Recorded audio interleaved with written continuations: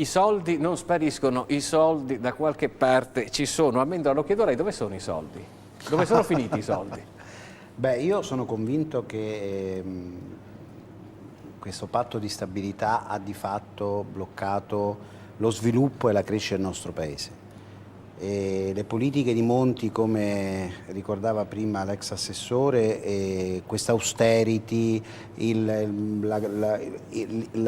rigore innanzitutto per non far spendere una lira, di fatto hanno bloccato completamente il sistema. Soprattutto, qual era il sistema fondamentale? Erano gli investimenti che facevano gli enti locali, comuni, province e regioni sul territorio. La cosa ancora poi che fa riflettere è che, ad esempio, le ultime situazioni che ci sono state, ad esempio nella Marca Trevigiana, che ci sono stati i problemi delle acquazzoni e mezzo Veneto è andato sott'acqua.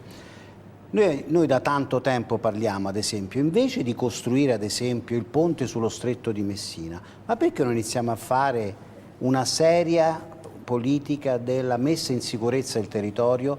Per lì si troverebbero dei posti di lavoro, perché alla fine, se un governo inizia a pensare a tutelare realmente il proprio territorio, invece di continuare a costruire cemento, perché non iniziamo a dare la nostra cura del nostro territorio, l'argine dei nostri fiumi?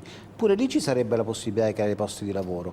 È una questione semplicemente anche lì di buon senso. L'edilizia, che senso ha continuare a costruire case quando abbiamo tante case sfitte per ogni comune? No, ma infatti qua si dice che lo sviluppo sarebbe nel restauro. Sì, nel restauro o nella bioedilizia o nel cambiare. E infatti c'è adesso una proposta che, che sono gli incentivi del 55% per la detrazione, per poter permettere la riqualificazione energetica dell'esistente di fatto. Quelli imprenditori gli abbiamo chiesto, perché ultimamente questi incentivi sono stati prorogati fino a dicembre. Lui ha detto che dovrebbero essere prorogati per i prossimi 5 anni per far ripartire tutta la filiera. Beh, non sarebbe sbagliato, perché alla fine, cioè, bisogna capire, vogliamo far crescere questo il nostro paese in qualche modo? Dobbiamo farlo, in qualche modo dobbiamo farlo.